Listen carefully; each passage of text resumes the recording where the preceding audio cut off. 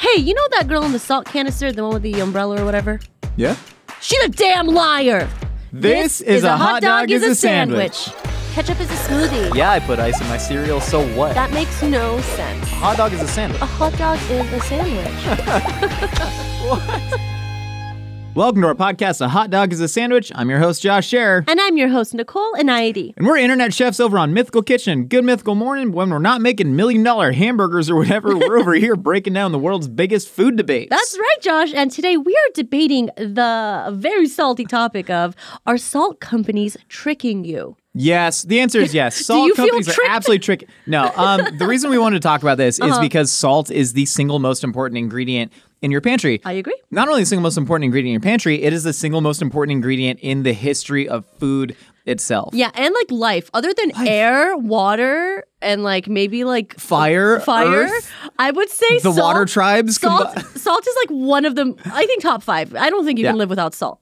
No, 100%. Yeah. And like literally down to physiological level. That's I'm right. not a doctor. I'm not a scientist. I think I could have made a great doctor. I'd be like Patch Adams. You know what? I was going to bring this up too. I think you and I would have been such good doctors if we just applied ourselves a little bit more. I think about that a lot. Looking back, like there's several routes I could have taken. And now I'm here yelling about salt. I know. But no, literally makes your cells function. That's right. Anybody who has ever drank Gatorade or heard the term electrolyte, Sure. It's all because your body loses salt. You need to replenish it. Salt throughout history, we've talked a lot before about the Roman usage of salt. Salt right? as currency. Salt is currency, right? The term salami comes from salted meats. The term salary has roots in salt, which is the craziest thing ever because my brother's name is Sal. But like I never, I'm like maybe his name means salt, but it doesn't. But it's just so interesting to me. Yeah, because they used to literally pay soldier comes, soldiers from salt. Everything comes from salt. Every single thing comes from salt because salt was so important to the history of mankind. And a lot of that came from preserving foods, right? Sure, of course. And so back then you had like, if you lived near the Mediterranean, you probably harvested seawater and then boiled it, which boiling things takes a lot of energy, so that was like difficult to do. So you're probably boiling it to distill sea salt that way. If you were in, say, like Ireland, I know Ireland had a big salt mining thing. Ireland has good salt. You had inland, salt deposits. They're near the sea too. I don't know. Point is, you can mine salt from the land and from water. Very cool. And people did this primarily because you needed to preserve food. It became really important in commerce. Even though salt trade is like several thousands of years old, your body craves the taste of it, which is really unique because we don't like taste a single chemical that way, the way that we do salt. Salt's very unique in that. Is it on your tongue map? You know how like there's a tongue? Yeah, it is on your tongue map. There's sweet, salt, umami, bitter, right? The tongue map's not real, right? The tongue map? Tell me about the tongue map. Well, the tongue map, I remember learning about it in like 4th grade. And we actually had, it's very interesting, we were laid out a bunch of, what are those things called? Ampoules? Little ampoules? What is an ampoule? An ampoule is like, it's like a sachet of liquid with a little top. I don't even know if I know what a sachet is. All I know is sachet a dropper. away. Okay, sorry. In layman's terms, a dropper. So we had droppers of each concentrated thing. So we had like liquid sugar or like liquid umami or soy sauce or things like that. And you would drop it on different parts of your tongue and the teacher would be like, did it taste different? And then we'd be like, yes or no. Probably yes, because we were tricked into thinking the tongue map was real. Yeah. But yeah, I believe it's salt, it's umami, sweet, bitter, and sour. Sour's one. Yeah. Oh, let's see. Maggie pulled it up. What the frick? Okay, there's the filiform. We're looking at the map of the tongue right now, which is so bitter, sour, creepy. Umami, salty, and sweet. So umami and salty are sometimes considered like similar. Yeah, well, but not really. A lot of I'm about to spread so much pseudoscience right now. There was so much pseudoscience in salt. We'll get into that too. But so one of the reasons salt is so important. You have the commercial element of salt kills bacteria. So say you're preserving, let's talk about, salt cod. Cod's a great example. Yeah, Fish is something that spoils really quickly. A lot of bacteria in it. You add salt to it. The chemical composition of salt creates an osmotic reaction, which is to say it draws water out. Yep. Bacteria loves water. Bacteria thrives in water. Yeah. It's made of water itself. So the salt literally draws water out and dehydrates the bacteria itself, which is how like salt cod became such a popular important food item. in like so many different cultures. Yeah. You go Jamaica. right? Ackee and saltfish. Ackee and saltfish. You go to Portugal, you got bacalhau. Oh, love me some good salt cod fritters. England, salt cod's a huge thing. You go to Newfoundland, you get like salt cod gratin and stuff like that. And that was because salt was the technology to transport that. Down to the taste level, too. Makes it taste good. Makes food... It makes food taste good. Can you imagine, like, food without salt at this point in your career? Yeah, dude, because, like, I think we all at least went to, like, a parent's house. My parents weren't very concerned with health. I still grew up eating the snack wells and the like, fat-free dressing that was just, like, pancake syrup. The Wishbone. Pretty much, yeah. Oh, God, the Wishbone is, like, the dirt of the dirt brands. Yep. Eating Wishbone as an adult is weird. I'm glad I can now afford Hidden Valley. Or Ken's? Oh, no. Ken's a little too fancy for me. But salt actually changes the way that foods interact with your mouth. That's so true. Which, and what we're all building up to is we're trying to eventually get to the idea of, like, we don't talk about salt enough in terms of your pantry. We take it for granted when people write recipes. Sometimes they go salt to taste, even though salt is like the only ingredient you should measure. That's true. Pepper to taste. No. Salt to the point where it's actually good. But one of the reasons it's so important throughout history is because the way that it changes foods chemically. Sure. So even like you think about cheese, right? Mm-hmm. Not only did salt make milk, salt made milk into a brick that we could put on a donkey and send to another area, right? Okay. But not only that, we get tastes like umami from salt. After a while. Yeah. It's the salt and the aging, but it's literally salt is breaking down the proteins and rearranging them into like glutamates. Cool. It's really which makes your body crave it because then that's also glutamates are associated with both probiotics and proteins, which your body wants. Your body is like, salt tastes good because your body needs it. Sugar tastes good because your body runs off sugar. I love sugar. Your body is telling you the things that are good and it's awesome, man. But how does that play into the fact that it's tricking you? Oh, because there's now a lot. That's a great question. Segue back to the tangent. Bingo. But salt is like one chemical compound, right? Yeah. NaCl. It's NaCl, baby. NaCl. It's NaCl. You throw NaCls at my feet and I'll dance for you. But it's NaCl. In my opinion. Okay, I'm ready. This is a terrible opinion. I'm ready for it. It's factually I'm used false. to your terrible opinions. All salt is the same, and the salt that you have in your home, you should only have one type of salt. And whatever type of salt you have, that is the salt you should always use. Josh, shut one the front salt, door. And I've gotten in fights with my significant other about this because when we combined apartments, I have one type of salt. What is your one type of salt? Most chefs, they'll tell you diamond crystal kosher, right? Okay. That's like the thing. That's the standard salt that everyone loves. I don't use that. I use the Kroger generic equivalent. Me too! Shout out Kroger.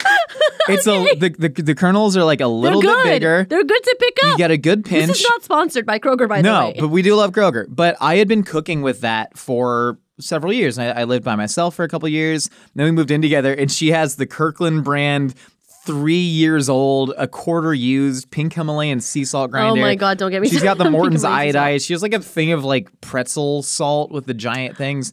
Yeah. And I was like, hey, can we throw away these salts? It's going to jam up the pantry. We're going to lose spices behind them and just use my salt. She was like, no. Because I cook and my salt's the correct one. And she said no.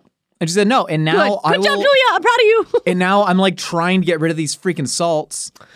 So if I need to salt pasta water. Use them up. Yeah, I know. I'm trying. But I can't just throw them away because she gets mad. But Josh, if you're saying that all salts are the same, then why are you making such a fuss about the 3 extra salts? Because you got to use one. All salts are the same. You have to What use matters one. is consistency. If you are a good cook, again, I think not everyone's a good cook. Not everyone's a good cook. If you aspire to be a good cook, you should have one salt that you like. If it is iodized Morton's fine ground, use that. You can cook great with that. I do think the iodization does give it a little bit of a funky flavor, but whatever. That's like a very, very small potatoes thing.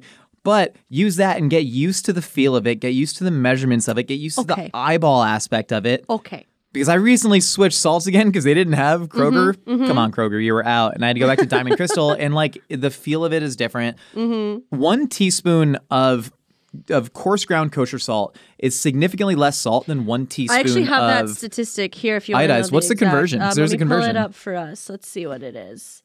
1 second. It is literally, if I type salt in the document, will it come up? Salt. Let's look up tablespoon. Maybe it's there. No, that's table salt. 1 second. Oh, I got it. 1 teaspoon table salt, fine salt, is equal to 1.5 teaspoons Morton kosher salt, which is equal to 2 teaspoons of diamond crystal kosher salt. And you know what the thing about that is? What is it? It's not true at all. What? It can't be it's because from the kitchen. The respectedly. Weird segue. I used to watch a show called Sports Science where they'd like hook up a linebacker to like all these electrodes and they'd have him like hit a crash test dummy. And they always used to go, Ray Lewis hit this crash test dummy with 100,000 pounds of force. Was this That's on as Spike? much as, yeah, It was on Spike TV. That's as much as a Mack truck. And you're like, it was exactly 100,000? You didn't round at all? No, they had to round. How fast is a Mack truck going? They had to round. If the number, that's what I'm saying. You're rounding on these, so you're getting an inconsistent result. Well, 1 teaspoon is equal to 1.5 teaspoons is equal to 2. Well, no, I would like to believe the fine people at the kitchen were weighing it out. I would 0%. like to believe that. I disagree. Josh, just let me imagine. Okay. Well, Josh, there's one thing that I disagree with, and it's all of it. Go ahead. I think you need different salts for different things. Sometimes, let me tell you, whenever I'm cooking Persian food, I need to use iodized salt because that's what my mom used. And it tastes the best used with that crappy iodized salt. Sometimes when I'm cooking at home, I'm taking a fistful of the Kroger salt because that's what I have at home. Sometimes when they're out, I go and I get the, Whole Foods one because it's available. I have like 3 different kinds of finishing salts at my house. I think different salts have different purposes. And I think to discount them is unfair. I do think that pink Himalayan salt is BS. That's what we can agree on, the pink Himalayan salt. Dude, I literally met with like a professional trainer and I'm like, I don't drink a lot of water. And they're like, sprinkle some pink Himalayan salt in there and it'll help hydrate your body more. And I was like, let's see. And literally all of the things that are supposed to hydrate you and like give you like magnesium and B12 and stuff, that is very minuscule in pink salt. You would have to have toxic amounts of pink salt in order to get any benefits from the pink salt. So I don't really believe that pink Himalayan salt is like a big deal. I think it's pretty on a countertop, but I do not use it. My mother-in-law bought me salt and pepper shakers whenever I went to my first home. So nice. I threw that away. It's in the garbage. I love throwing away gifts from people who love you. No, like I threw out the salt. I kept the shaker. Nice shake. They're good shakers. But the pink salt phenomenon is insanity to me. And I think that's a big trick. I think that's a lie. And I think a lot of health and like wellness influencers have pushed this kind of pseudoscience that pink Himalayan salt is the best salt for you to use because it's pink and it has stuff in it. But I don't find those findings very interesting, and I don't connect to those at all. I have a couple points to address. One, we've talked some crap on iodized salt, but we need to say the history of iodized salt. It's necessary. It was necessary for society at the time. It was necessary for 1920s Michigan. Because no, this is a real thing. Also, I grew up cooking with iodized salt. Of course. And again, you can be a great cook with iodized salt. And the reason that it exists, it was a big, incredibly successful public health effort. There was a huge outbreak of goiters. I don't know why I'm laughing about goiters. Goiters are the worst. But, the giant growth that comes from an iodine deficiency. And it was happening in Michigan. And so, a public health administration was like, hey, everybody eats salt, add iodine to your salt. It's the same reason they add fluoride to the water. Despite what Alex Jones might say, it's the reason you add vitamin D to milk. Frogs are gay! It's because you have, and we love gay frogs here at Mythical Kitchen. I love all frogs. I only love gay frogs. I'm an inclusive I hate frog the lover. straight frogs. I think frog sexuality is a spectrum if you really break it down. But no, so iodized salt is really cool. Number 2, you have 3 kinds of finishing salt? Yeah. I have Why? I have Malden. Okay, the Maldon. Tell them about Maldon. Maldon is I actually don't know where it's from. It's French, right? No, it's not French. It's not. Maggie, French. where's Maldon salt from? I'm pretty sure it's from the US&A. What? Yeah, it's like from these cool mines somewhere in like Colorado or something. I'm not kidding. I swear, I Googled it. Oh, never mind. It's from Malden, Essex. Oh, it's from Malden, Essex. Oh my God, the Maldon salt is from Malden, Essex. What kind of It's salt? just such a lovely salt you put on top of your biscuits and jam. The Malden, Essex. What salt did I have that was clearly like from the caves of Colorado? Was it Jacobson? Yeah. Jacob. Okay. Thanks, Josh. Thank you for finding Okay. I realized I am a hypocrite. Yeah, no freaking duh. because I have. Oh, but can I tell you the salts I have? I have a Go. Malden salt. I have an Aztec sea salt, and I have some sort of saffron salt. Aztec, huh? Yeah. Not Toltec? No. Not Zapotec? No. The Olmecs, they didn't. Did I Did I say that or did I say Toltec? I don't know what the frick you're saying, but I use it for finishing a cocktail or topping a hamachi if I have stop laughing. When are you making hamachi? Sometimes I buy raw fish and I slice it nicely for my loving husband. Sorry about it. But how does the Aztec sea salt differ from the Malden? It's crunchy. The Malden's it's crunchy. Big crunchy. No, Malden is flat crunchy. Oh. Flat pyramid crunchy is different than pebble crunchy. Malden is crispy, whereas the Aztec sea salt is crunchy. But fun fact, I used to actually stop laughing. This is a serious podcast about salt trickery. I used to work at a chocolate store, as you know very well, and of course, your girl used to lead salt and chocolate tastings. Yeah. So I would have different percentages of chocolates. I would have 32%, 48%, Madagascar, Colombia, Switzerland, whatever. And I would pair it with these really unique salts. And I would just sit there with a group of 7 people and I would just lead them through oh, you're going to, I'm laughing. And it'd be do you feel how the 32% just melts perfectly alongside the crystalline compound of the Malden? And do you see how the crunch of the acidity of this Celtic sea salt works with this gorgeous, stunning dark chocolate from Cambodia? It was all a lie. Trickery. Chicanery. Tomfoolery. I could have moved the salt one level down and pushed it up and no one would know the difference because of the way it's sold to you. Have I ever told you about the ultimate form of power suggestion food trickery that I've ever experienced? I would love to hear about it. It involves what's that beer that I don't particularly love? Stella Artois. Oh, you don't like Stella? Stella's a perfectly fine beer. It's my drink people of think it's chocolate. fancier than it is. It's like the Bud Light of Belgium in a way that I love. I love a good light beer. I'd probably take certain things over Stella. Peroni. I'd rather have my Peroni. beer, my go-to beer when I see it. Yeah. Same. Absolutely love it. They taste identical. Don't think I could tell it apart. And it tastes. Anyways, Okay. I was at a food event. I was probably 24 years old, and it was a big fancy one hosted by Stella Artois. And Stella, they had a whole booth there with a VW bus painted like Stella or something. I love when they do that. And they had these dudes in chef's coats with Stella Artois on the logo, and they were both Belgian. And this dude comes up to me and goes, "Do you want to see a magic trick?" And I was like, yeah, can I have a beer? And then he puts a thing of sriracha on a popsicle stick.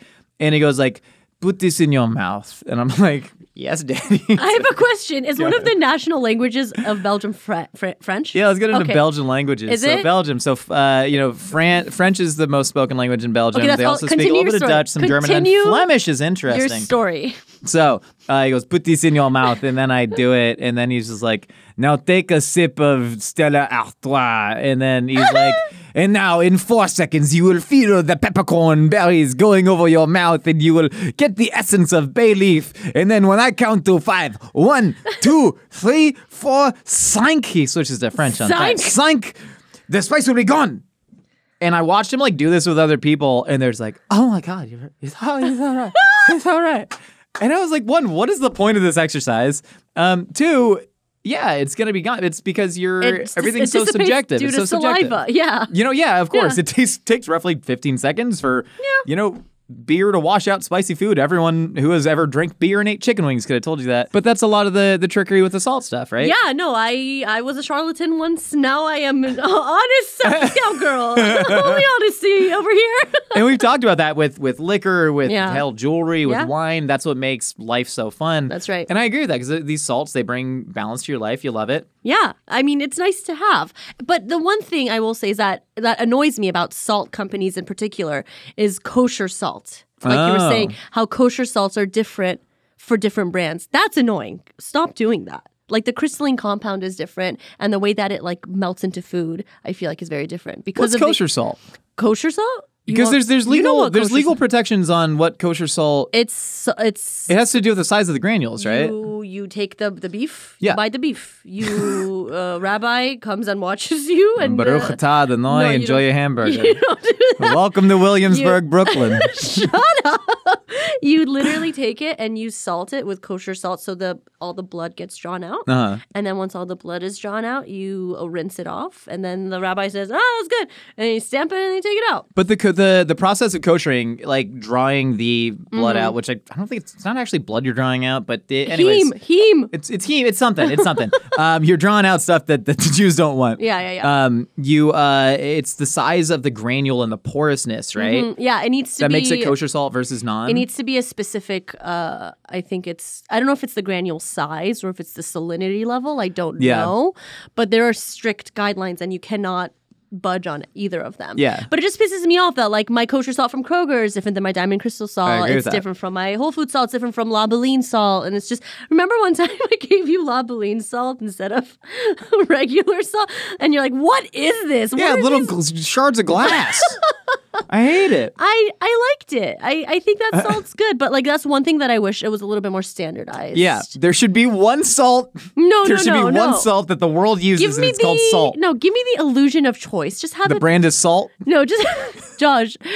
We're all going to turn to gray blobs if that happens. Just I want the salt to be the same across the board, and then I can have the illusion of choice, and that would make me happier. You know what else I hate?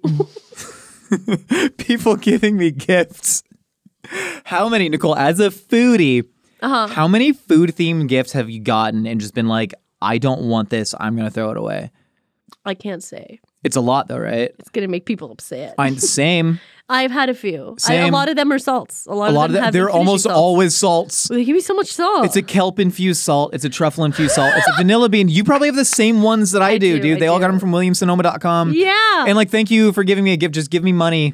I don't know. Please give us money instead. We have so many of those little salts. Yeah, These are the other salts. These are the other salts that Julia came with. There's a kelp salt that stares at me every single day. And the problem is you try it and you're like, yeah, it tastes like kelp a little. Yeah. And you don't use enough salt. What are you using it on? Yeah. I don't know. What do you, if I were to think about, right, curing a fish with kelp salt, but. Who has time to cure fish? Who has time to cure fish? Well, hold on. I do. I cure fish at home. You cure your own fish? I cure my fish a weird amount. I really love making smoked salmon or cured trout. You have like the energy to do that? Yeah, I cook in the kitchen so little here that I'll take up little weekend projects. Okay, that's good. That and curing sense. Fish is easy. You set it and forget it, but you'll do things like my favorite thing, oh my God, like mezcal and grapefruit. And here is another... You're making a paloma cured lox? Yeah, I want to be able to drink B-word. my cured fish. That sounds good. But no, these little salt infusions, they don't do enough for me. Yeah, Just give me a good salt and then put the other flavors on it. Fine. So those annoy me. So I hate that those are in my cupboard. Yeah. And I resent Julia every day more and more because of it. What about black salt? You ever see black with the volcanic ash and stuff? You ever see the black salts? How do you feel about the black salts? Stupid? Actually, well, okay, so it looks cool. Yeah, it looks cool. Looks cool, but if you put it on a steak, then you don't know if it's burnt on the outside or not because it's just black. I don't get that. I just think black salt's a little bit stupid. I think that's a little bit extra. Cell Gris? What about Cell Gris? Hold on. French gray sea salt, ladies and gentlemen. It's good. Who used to be on Food Network that used to cook exclusively with gray salt? I don't know. It was a man. That's a very man thing to do. He was a great man, and he would always say, quarter teaspoon sal gris. Really? Yeah. Was he like very French? Was it like Michael Chiarello or something? Oh my God, it might have been. Was it Michael? He did some sexual misconduct. Oh, was it? I don't know. But like he would always use sal gris. And I think he inspired me to buy sal gris. And I loved it. My mom's like, what is this? And she did not let me use it anymore. I'll tell you, the reason I love gray sea salt, and again, these are these weird, intangible moments in food. Sure. I was probably like 19. My older brother, he was like only 23 at the time, he took me to Fogo de Chão. Fogo de Chão, Brazilian barbecue. Fancy. It was like for my birthday, and I was just so enamored with it. I was asking the servers questions. The guy like took me into the kitchen and showed me how they did their beef ribs. What a precocious teen. I was such a precocious teen, and it was really interesting. And I was like, hey, like there's so much flavor developed off this. Like, where does that come from? The guy's like, gray sea salt. And I was like, oh my gosh. And to this day, I don't know if it's true, but I know that I see sel gris, I see gray sea salt, I get very excited because I have a cool memory associated with it. So is that another salt that you have in your house? I don't. Can I tell you about the other salts I have real quick? I thought you only had one. I don't. I lied. I said I'm a hypocrite. I'm Josh. I like singularity in my life because... Okay, go ahead. Sorry. We were talking about the Jacobsen sea salt. Yeah. And I realized that I have Alderwood smoked Jacobsen sea salt. You love that stuff. And I endorse that product. I love realize it. most of my salts are for cocktails. That's what I'm saying. That's what I use my saffron salt for. Though the other day, I was making a rack of ribs. I don't have a smoker at home. I live in an apartment.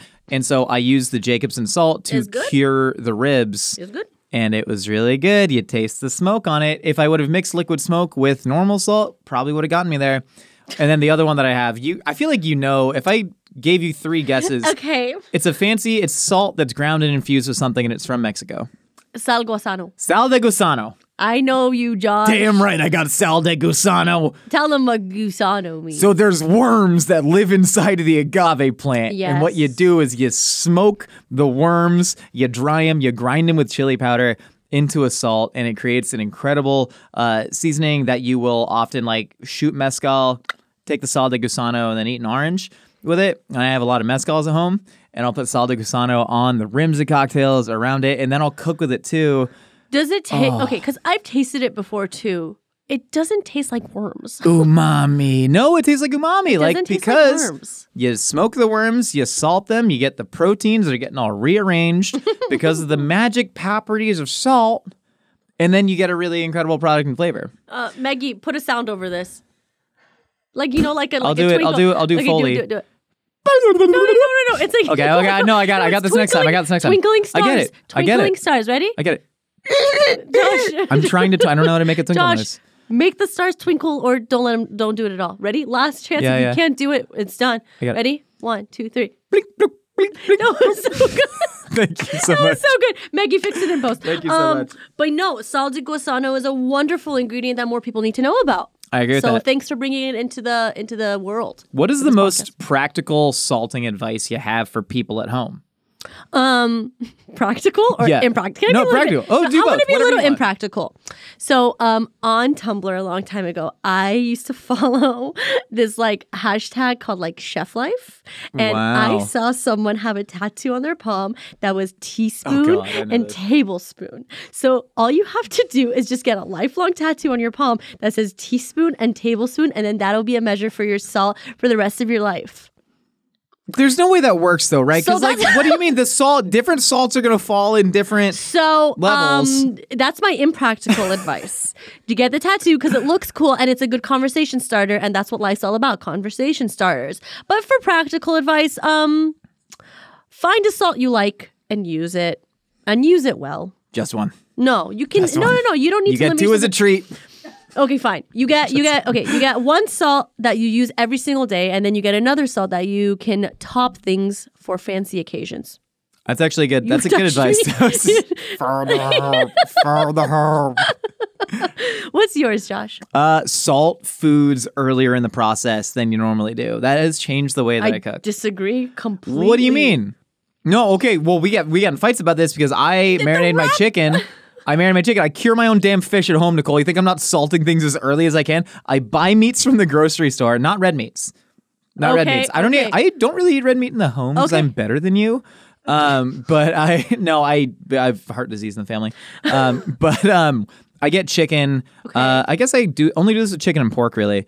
I do eat red meat in the home. I just made a lovely pork tenderloin. But I'll get home and I'll immediately... Is pork red meat? Yeah. I thought it was the other white meat. God, we have to do That's another podcast. Oh my God. Yes, I love I have so much to say about that Maggie, one. write this down. Pork is red meat? Question mark? God, that's good. How have we not done this one? I'm going to burn the pork industry to the ground. We're friends with the pork board. Yeah, no, we love the pork board. Sorry, continue. I'm so sorry. Continue. I'll take chicken or pork and I'll immediately salt it and I just eyeball it. Okay. But I'll salt it and then just put it back in the fridge because the salt is what cures. Sometimes I'll do a sugar cure. I did a quick sugar cure on a pork loin too. Salt, sugar, put it in the fridge, and then you can add any spices you want because salt is the only thing that needs time to penetrate meat. Mm-hmm. But not only that, if I make a salad, I'm probably going to salt the greens directly. Some people don't do that because it'll leach don't do moisture. If I'm making a coleslaw, if I'm making a cucumber salad, I'll lightly salt it, rub it in. Yeah, to let it dry leach out. out the moisture. But Salt, baby. But like everyone says with soups and stews and sauces, you should wait to salt it last. But that's only because you run the risk of over-salting. Oh, If you're man. sautéing onions, you will actually caramelize them quicker by true. salting them immediately in the pan because it draws out the moisture, and that's where the sugars are hiding. You're right. Salt early, salt often. Also, the research on Watch your whether or not excess salt intake is bad for you is a little muddled out there.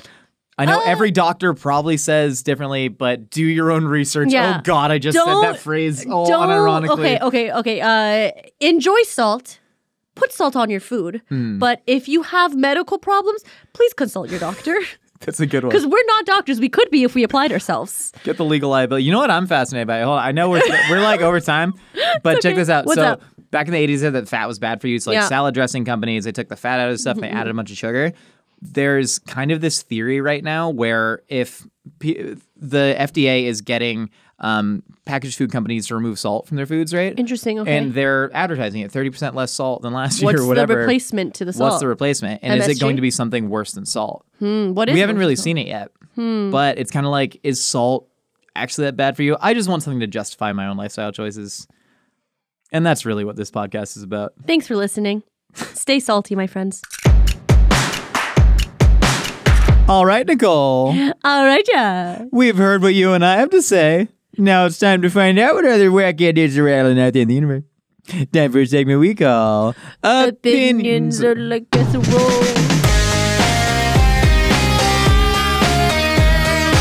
What was that? You did? What do they call it? It's like I can do whatever I want. MLB, mouth like butthole. What are you talking about? First your lips that like means that. Major League Baseball, you freak. That's what MLB means? Yeah, where have you That's what I've been watching on Fox. Yeah, you haven't been That was the watching. mouth like butthole league. That'd be the MLBL, I guess. All right, well, let's listen to our first. Hey, Josh and Nicole. My Hey. name's Dave. I live in Reading, Pennsylvania, very close to Josh's old stomping grounds in Allentown.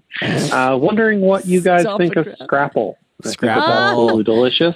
No one that's not from this area seems to know what it is. I'm sure Josh does. Talk about Scrapple.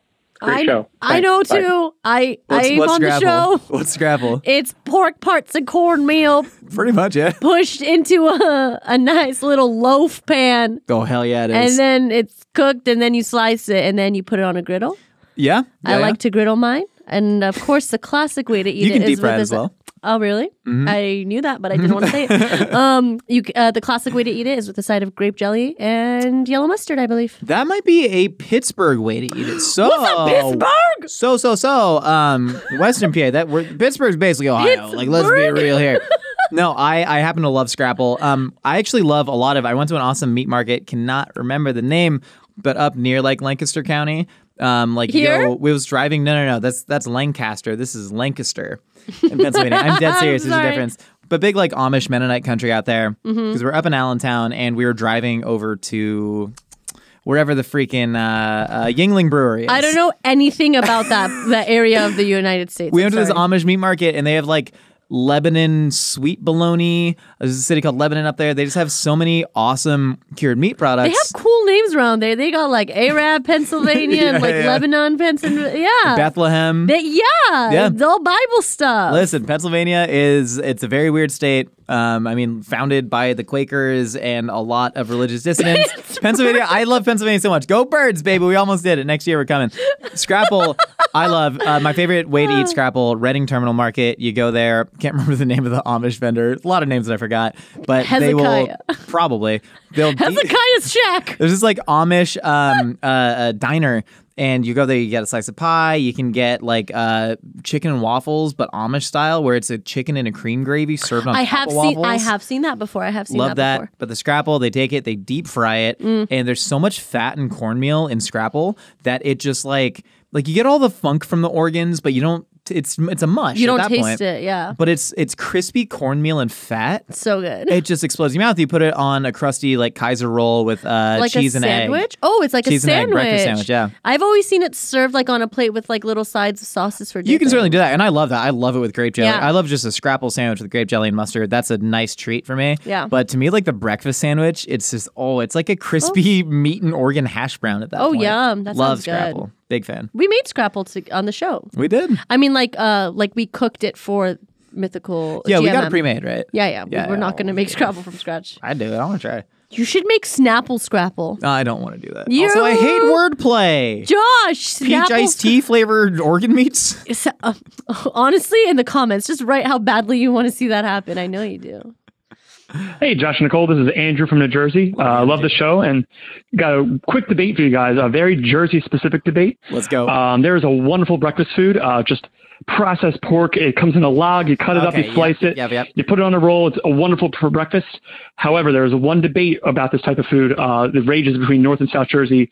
Is that food, is it called Taylor ham or is it called pork roll? Now, my opinion, pork roll all the way.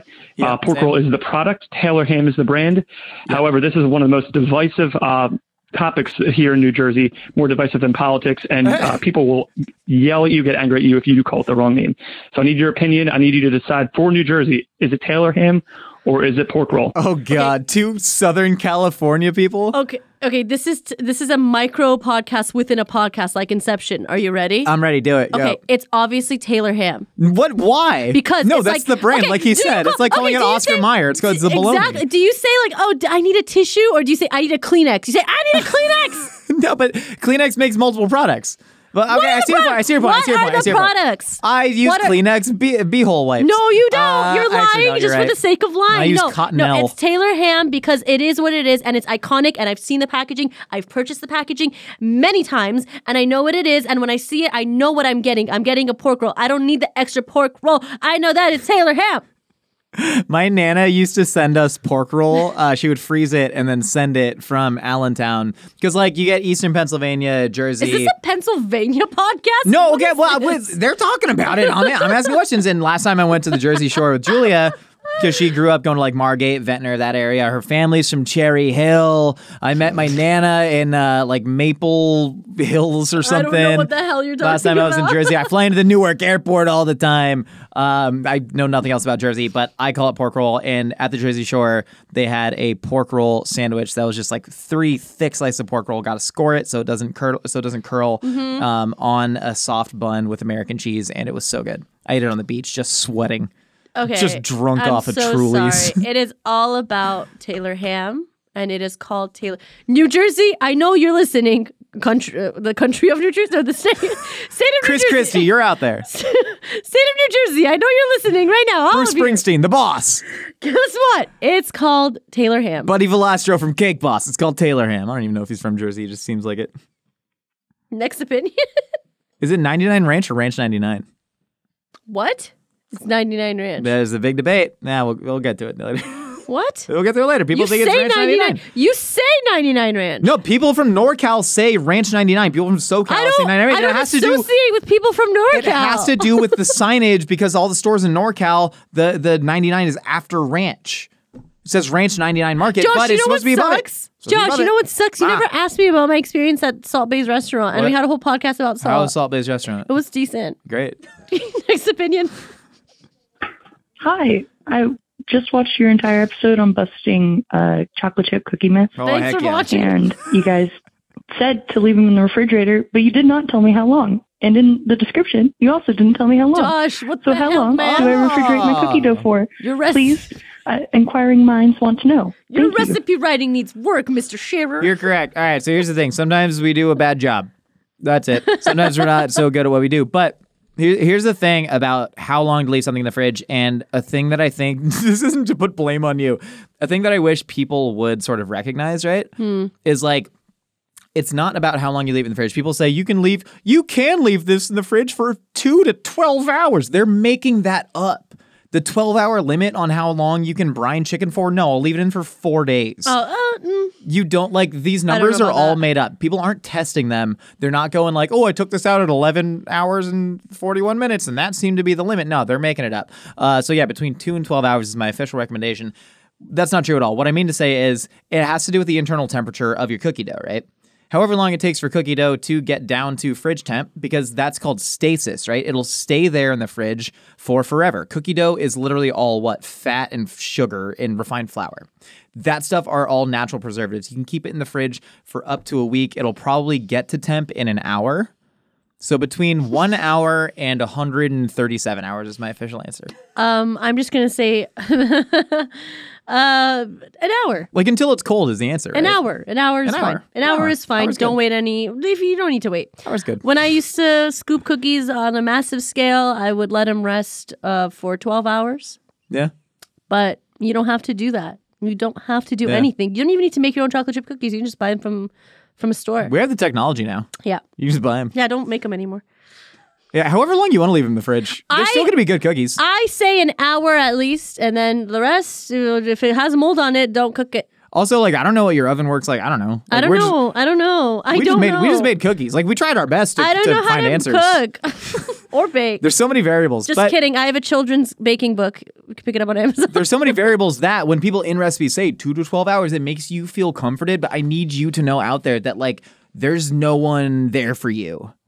It's just you and the cookies in your own wits and guile and equipment. Your oven probably doesn't work. That's the new name of the podcast. Welcome to Wits and Guile. Your cookie sheet's probably like bent out of shape. Josh. He doesn't shut up ever. 3 hot spots in your oven. Gosh, I do. My oven sucks, dude. Sucks so much. All my cookie sheets are booty. Josh, you talk so much. Next opinion. Hi, Josh. Hi, Nicole. My name's Kay. They, them pronouns.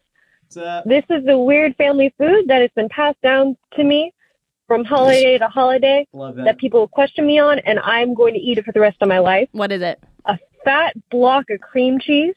Oh, I know it's coming. Smothered in A1 steak sauce. Oh, no, I don't. And you just eat it with wheat thins. You were going to say pepper jelly, huh? Y'all can fight me on it, but I know I'm right, so let me do it. Hope y'all have a good day. Okay, let's fight. I already cracked my knuckles and did the whole neck thing about New Jersey. Did they say where they're from? I don't remember. Maggie, did they say where they're from? It's a family thing. It's a family thing. Where's the family from? I don't know. What region of the world do you think Massachusetts! Southeastern Mass. Okay, I would have picked like Oklahoma. Your phone number, you're from Massachusetts. And according to your address, your room is dirty. Clean it up. We see you on Google Street View.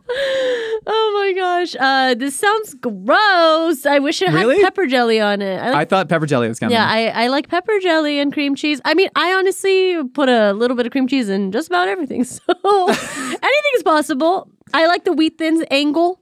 I just don't like A1. I don't like the Worcestershire. I love A1. You've seen me. Yesterday, I was holding a steak in my fist, like eating a baseball. Eating it like an apple. Eating it like an apple that Nicole insisted that I do is a leftover steak on set. I'm looking out for you always. And I was like, "Can I have a steak?" She's like, "Only if you eat it like an apple." And I was like, "No prob, Bob." And then I asked her for the A1. Why do you like this? So here's the thing with that cream cheese dip, right? What you're saying to me is all you want is a more voluminous A1. You want A1 but volume. You want your A1 to be You're trying Rubenesque. to dilute. Yeah, you want your A1 sauce to be voluptuous like Fergie in my humps. And how do you get voluptuousness in like a dip for a cracker? Cream cheese. And so what I would do, I bet the play of the sharp, salty A1 like works with, the nice creaminess of the cheese. I would blend it in. Ooh. I'd blend it in and I'd top it with like slivered almonds, baby. No. I think the whole point of this is that there are going to be uncovered cream cheese parts and covered cream cheese parts. Yeah, so you can get more A1 in one. That's the whole point. It's like it's a mystery basket. And when you dip it in, you never know what you're going to get. I want A1 flavored cream cheese so badly right now. What I want to do is I want to take a nice steak. I want to make like a steak bagel melt with like dressed arugula, horseradish, and A1 cream cheese. Oh, that sounds really good. Oh my God. That sounds really good. Yeah, you've awoken something in us. Thank you so much for that. This is where inspiration comes. On that note, thank you for listening to A Hot Dog is a Sandwich. We got new audio-only episodes every Wednesday and a video version over on YouTube on Fridays. That's right, Josh. And if you want to be featured on Opinions Like Casseroles, you can hit us up at 833-DOG-POD1. Again, the number, this is where I get sexy. The number is 833-DOG-POD-1. Stop laughing, Maggie. I'm sexy. And for more, if you have to yell, I'm sexy, that's how you know it's true, folks. Damn it. For more Mythical Kitchen, check us out. We have a little page that has the things, but like it doesn't mean anything. So, like we're on YouTube. You know where we are. You know what I forgot to say? What? My initial idea for an intro was just to go, salt, salt, salt, salt and pepper is indeed here. Salt, salt, salt, salt, and pepper's here. Oh, yeah, you were singing. And I'm glad we didn't do it. With that response. Who sang that song? Bone Thugs and Harmony?